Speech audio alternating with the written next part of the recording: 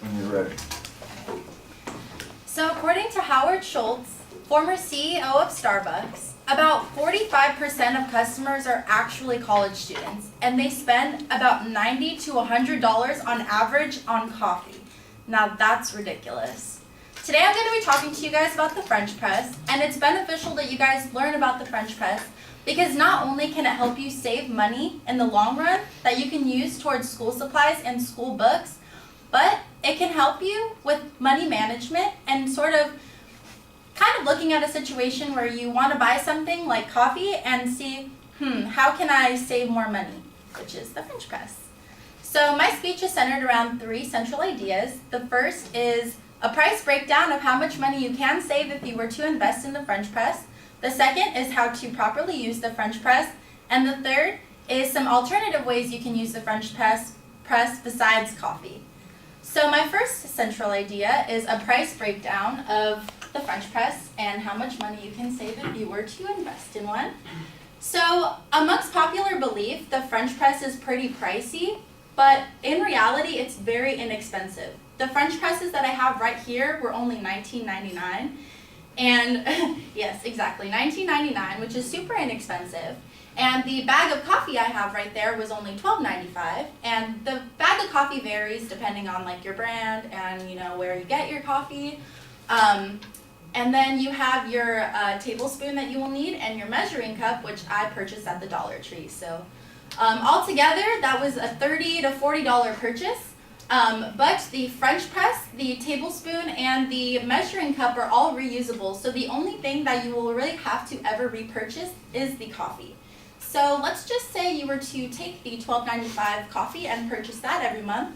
Add in some creamer if you're into that, and you're only going to be spending about $15 a month versus $100 a month if you were to get Starbucks every single day. And that's saving you around $80. So yeah, I'd rather, spend $15 than $100. So my second central idea will be how to use the French press. So right here, I have an older version of the French press, not this like pretty one. So I'm just going to use this. The first thing that you want to do is you want to remove this pump. It's like kind of watery.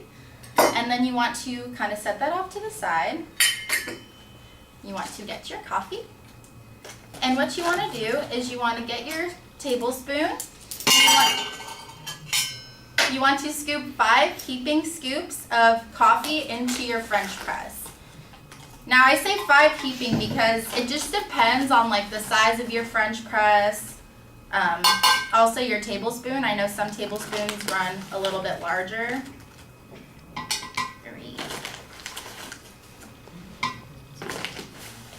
Smells so good. Okay, so now that you've scooped 5 teaspoons, you want to get some water. Now, I don't have any more hot water, so I'm just going to use a water bottle. And you want to pour about 12 ounces or so of water. Make sure it's hot water though. I'm using ice water, but make sure it's hot. That way you can really like steep the grounds. And what you want to do is you want to pour the water into a circular motion. Now, according to Kelly Beard, who is the district manager of Starbucks, it's very important that you guys pour in a circular motion. That way, all the grounds are getting picked up by the water and absorbed. Add a little bit more water. You want to fill this up to maybe about like halfway or so. You don't want to fill it up all the way to the top. Otherwise, when you pump down the coffee, it'll Let me add a little bit more water. Okay. And after you add the water, you just want to place this right on top. You don't want to press down yet. You want to let the water steep into the grounds for 4 minutes. So to save some time, I already have prepped a French press with hot water.